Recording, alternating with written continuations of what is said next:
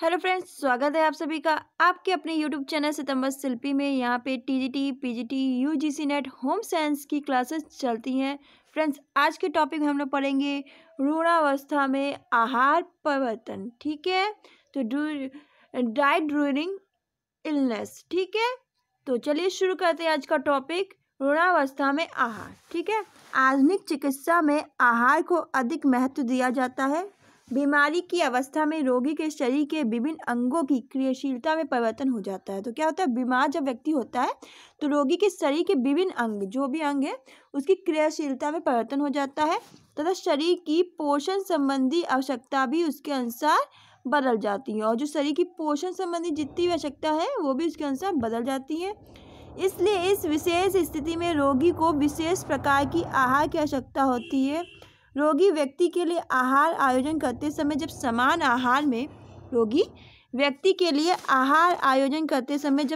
आहार में विशेष रोग के अनुसार विशेष परिवर्तन लाया जाता है तो उसे हम आहार चिकित्सा कहते हैं। ठीक है, रोगी व्यक्ति के लिए आहार आयोजन मतलब रोगी जो व्यक्ति है उसके लिए जब आहार का हम आयोजन करते हैं उस समय जब समान आहार में विशेष रोग के अनुसार, जब जो समान आहार हम देते हैं उसमें रोग के अनुसार, जो रोग हुआ है उसके अनुसार विशेष परिवर्तन कर दिया जाता है तो उसे हम आहार चिकित्सा कहते हैं। ठीक है, इम्पोर्टेंट।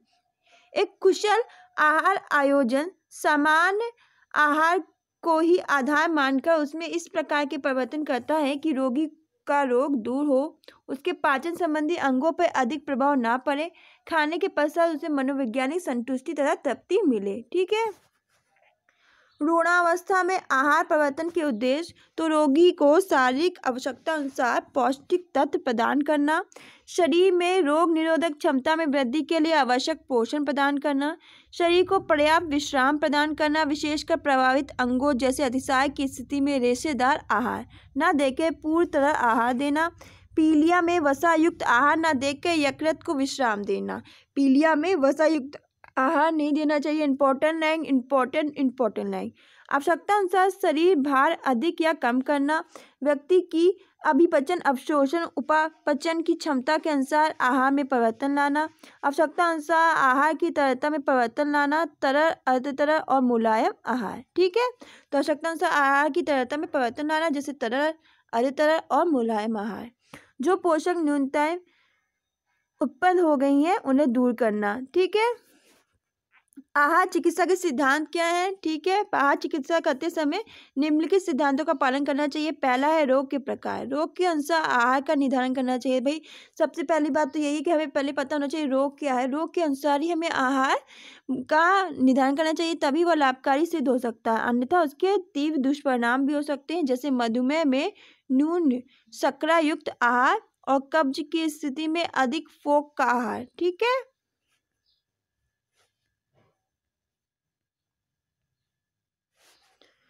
दूसरा सिद्धांत है इसमें आपका रोग की अवधि। ठीक है, तो रोग किस अवधि का है, अल्पकालीन, दीर्घकालीन या जानकर ही आहार नियोजन करना चाहिए। दीर्घकालीन रोग में सदैव एक प्रकार की आहार तालिका न बनाकर समय समय पर उसमें परिवर्तन करते रहना आवश्यक है।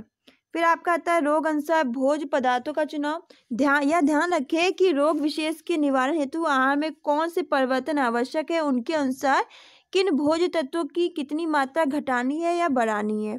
फिर रोगी का भोजन संबंधी इतिहास। भोजन संबंधी इतिहास से तात्पर्य यह है कि रोगी की आहार विषयक आदतों, पसंद नापसंद, खाने का समय, आर्थिक समस्याएं, भोजन की उपलब्धि तथा उनके बनाने के तरीकों के बारे में जानकारी प्राप्त करनी चाहिए तथा उसके अनुसार भोजन के आयोजन की व्यवस्था उचित तरीके से करनी चाहिए। फिर आता है रोगी के मनोवैज्ञानिक तत्व। चिकित्सक को चाहिए कि वह रोगी के मनोवैज्ञानिक तत्व की ओर ध्यान दे। रोगी को एक पूर्ण व्यक्तित्व के रूप में देखना चाहिए, अर्थात उसके संवेगात्मक, आर्थिक व सामाजिक स्तर को भी ध्यान में रखना चाहिए। रोगी के भोजन की व्यवस्था इस प्रकार होनी चाहिए कि रोगी को इस बात का आभास ही न हो कि वह अन्य व्यक्तियों से भिन्न है। फिर आपका आता है आहार में भिन्नता और आकर्षण। रोगी वैसे ही अपनी बीमारी से परेशान होता है, यदि उसे एक ही आहार रोज रोज खाने को दिया जाए तो भोजन के प्रति उसकी रुचि समाप्त हो जाएगी। इसलिए रोगी के लिए की गई आहार व्यवस्था में भिन्नता लाना आवश्यक हो जाता है। भोजन अच्छी तरह पका होना हो, आकर्षण हो, प्रसन्न वातावरण में परोसा गया हो। एक सही ढंग से आयोजित खुराक तभी सफल हो सकती है जब रोगी उसे पूरी तरह खा सकता है। भोजन का स्वादिष्ट होना भी अनिवार्य आवश्यकता है। फिर आपका आता है चिकित्सीय भोजन का आयोजन करते समय ध्यान देने योग्य बातें। तो जब चिकित्सीय भोजन का आयोजन करते समय ध्यान देने योग्य बातें हैं। भोजन की तरलता। रोगी के आहार को तरलता के आधार पर 3 श्रेणियों में बांटा गया है। जो रोगी का आहार है, ठीक है, उसकी तरलता को 3 श्रेणियों में बांटा गया है। एक तरल आहार, दूसरा नरम या कोमल आहार, फिर समान आहार। ठीक है, तरल आहार, जो आहार पेय के रूप में ग्रहण किया जाता है, जो पेय के रूप में, उसे तरल आहार कहते हैं। ये तब दिया जाता है जब कोई रोगी ठोस आहार को खाने व पचाने में असमर्थ होता है। ऐसे आहार में आमतौर पर मिर्च, मसाले और फोक की मात्रा नहीं होती है। साथ ही तेज सुगंध वाले पदार्थ भी शामिल नहीं किए जाते हैं। तरल आहार तब भी दिया जाता है जब रोगी को भूख न लगे या उसकी दशा अत्यंत खराब हो। तरल आहार 2 प्रकार के होते हैं। पहला पूर्ण तरल आहार, दूसरा अर्ध तरल आहार। ठीक है, तो पूर्ण तरल आहार कौन सा है? जो खाद्य पदार्थ समान ताप क्रम पर तरल रूप में रहते हैं अथवा जो भोज्य पदार्थ कच्चे रूप अथवा पकाकर तरल रूप में लाए जा सकते हैं, वही पूर्ण तरल आहार के अंतर्गत सम्मिलित किए जा सकते हैं। ये आहार सामान्यतः अधिक पतला और छना हुआ होता है। ठीक है, फिर आपका आता है यह पूर्ण पौष्टिक नहीं होता है, अतः रोगी को केवल तब तक दिया जा सकता है जब तक रोगी नम भोजन खाने योग्य न हो जाए।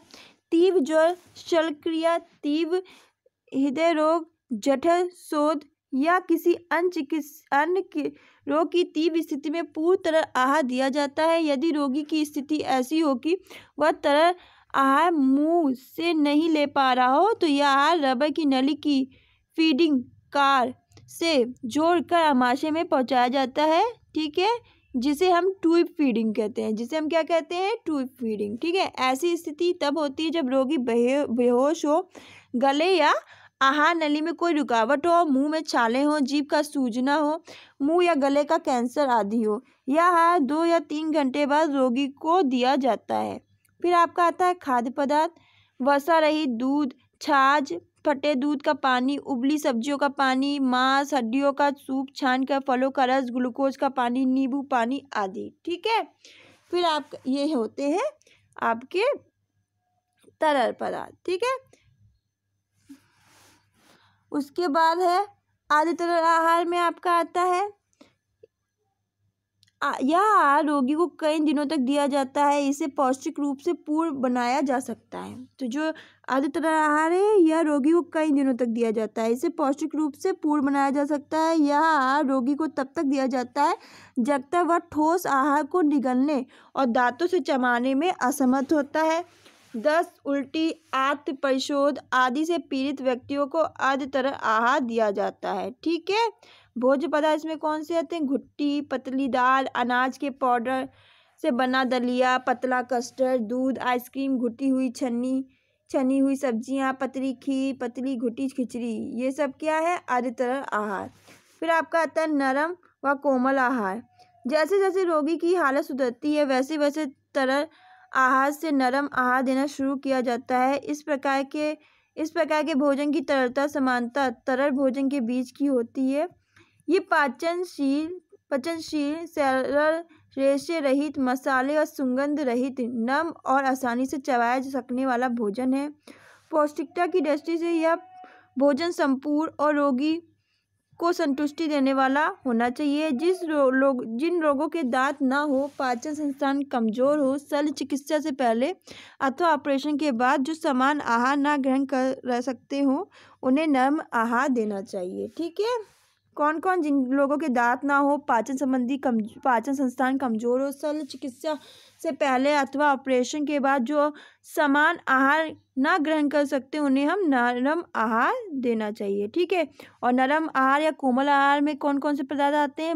मथे हुए फल, सब्जियां, चावल, दलिया, खिचड़ी, डबल रोटी, दही, रायता, पनीर आदि। ठीक है, ये सब उदाहरण जरूर देख लीजिएगा, इसी से क्वेश्चन बन जाते हैं। फिर आता है समान आहार। जब कोई रोगी सभी प्रकार के खाद्य पदार्थों को चबाने में समर्थ होता है, ऐसे में उसे जो आहार दिया जाता है समान आहार कहलाता है। ऐसे में यह निश्चित करना आवश्यक है कि आहार रोगी की जरूरत को पूरा कर रहा है। इसलिए कई बार भोजन में कुछ पौष्टिक तत्व या खाद्य पदार्थों की मात्रा को घटाना, बढ़ाना अथवा कुछ को आहार में शामिल ना करना जरूरी होता है। ऐसे रोगी जो दुर्घटनाग्रस्त हो गए हों, जिनकी हड्डियां टूट गई हो या जल गई हों और आहार ठीक से ग्रहण कर सकते हो, उनके आहार में प्रोटीन अधिक मात्रा में देना चाहिए। मधुमेह में शर्करा की मात्रा कम देनी चाहिए। गुर्दों के विकार में सोडियम की मात्रा कम देनी चाहिए, परंतु खाद्य पदार्थों की उतनी ही मात्रा रखनी चाहिए जितनी कि एक साधारण श्रम करने वाले व्यक्ति को चाहिए या जितनी उस आयु की समान आवश्यकता है। फिर आपका आता है भोजन पकाने का ढंग। तो रोगी व्यक्ति के लिए भोजन उस विधि से पकाना चाहिए जिससे उसकी पोषक तत्वों की आवश्यकताएं भी पूरी हो सके तथा रोगी भोजन खाने में रुचि ले। भूल कभी रोगी को ठंडे या बासी भोजन नहीं देना चाहिए। तले हुए तथा मिर्च मसाले युक्त भोज्य पदार्थ, डिब्बे बंद या संचित पदार्थ रोगी के स्वास्थ्य को हानि पहुंचाते हैं। ठीक है। भाप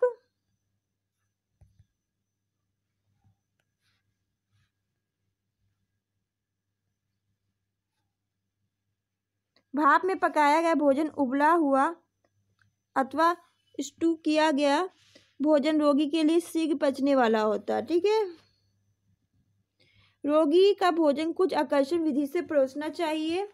उसके भोजन में नींबू का रस मिलाया जा सकता है। रोगी के भोजन में कौन सा रस मिलाया जा सकता है? नींबू का। स्थिति में सुधार होने पर थोड़ा सा गरम मसाला भी डाला जा सकता है। फिर पोषण, पौष्टिक भोजन का स्वास्थ्य की दशा में जितना महत्व है उतना ही अस्वस्थता की दशा में है। पौष्टिक भोजन न लेने से कुपोषण हो जाता है। प्रायः देखा गया है कि लंबी अवधि के ज्वर जैसे टाइफाइड ज्वर में रोगी को इतनी कमजोरी महसूस नहीं होती जितनी कि पौष्टिक आहार न लेने से। रोगी व्यक्ति को ऊर्जा युक्त भोजन कम तथा प्रोटीन, खनिज, विटामिन युक्त भोजन अधिक मात्रा में देना चाहिए। विटामिन रोगी की सुरक्षा प्रदान करता है तथा खनिज पदार्थ निर्माणक कार्य करते हैं। इससे रोगी को जल्दी ठीक होने में मदद मिलती है। रोग की प्रकृति के अनुसार आहार में परिवर्तन करना चाहिए। उदाहरण, रोग की प्रकृति के अनुसार आहार में परिवर्तन करना चाहिए और क्या परिवर्तन करना चाहिए हम इसको उदाहरण के माध्यम से समझते हैं। मधुमेह रोगी के आहार में कार्बोज विशेषता शर्करा की मात्रा में कमी करनी चाहिए। ठीक है। कब्ज की स्थिति में फोक की मात्रा बढ़ा देनी चाहिए। कब्ज की स्थिति में किसकी मात्रा बढ़ानी चाहिए? फोक की। इंपॉर्टेंट क्वेश्चन आ सकता है। अतिसार में फोक की मात्रा कम कर देनी चाहिए। जलने की स्थिति में प्रोटीन, विटामिन, खनिज लवणों की अधिक मात्रा में आवश्यकता होती है। ठीक है। आरक्ता में लोहे की कमी से होने वाले बेरी रोग में विटामिन बी तथा क्वाशिया रोग में प्रोटीन की अधिक आवश्यकता होती है। फिर आपका आता है भोज्य पदार्थ। ठीक है। हर रोगी के भोज्य पदार्थों में कुछ साधारण परिवर्तन करके सामान्य भोजन को रोगियों के लिए उचित आहार बनाया जाता है। पहला, मलाई युक्त दूध के स्थान पर मलाई रहित दूध का प्रयोग करना। दूसरा, अनाजों तथा दालों की मात्रा कम करना। फिर तीसरा है घी तथा तेल का कम मात्रा में प्रयोग करना। फिर आपका आता है सब्जियों फलों की मात्रा को बढ़ाना। ठीक है। आजकल हर रोग के लिए आहार अलग अलग प्रस्तावित किए गए हैं। इन आहारों में कुछ भोज्य पदार्थों को समान आहार से निकाला जाता है, कुछ को जोड़ दिया जाता है, जैसे क्वाशियोकर में अधिक मात्रा में दूध, अंडा, मछली आदि सम्मिलित करना। ठीक है। भोज्य पदार्थों में परिवर्तन करते समय रोगी की रुचि अरुचि का ध्यान रखना भी आवश्यक है, नहीं तो उस भोजन को नहीं खाएंगे। प्रत्येक व्यक्ति अपनी संस्कृति के अनुसार किसी विशेष प्रकार के भोजन का अभ्यस्त होता है, अतः आहार चिकित्सा करने के लिए सामान्य भोजन को ही आधार मानकर रोगी के लिए भोज्य पदार्थों में परिवर्तन करना चाहिए। फिर आपका आता है आहारों की संख्या।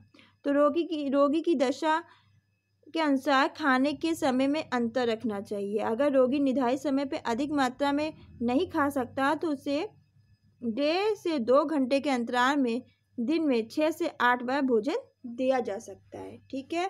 तो आज हम लोगों ने क्या पढ़ा? रुग्णावस्था में आहार चिकित्सा में क्या परिवर्तन करना चाहिए। ठीक है। वीडियो अच्छी लगा हो तो इसे लाइक करें, शेयर करें, कमेंट करके अपना फीडबैक जरूर दें।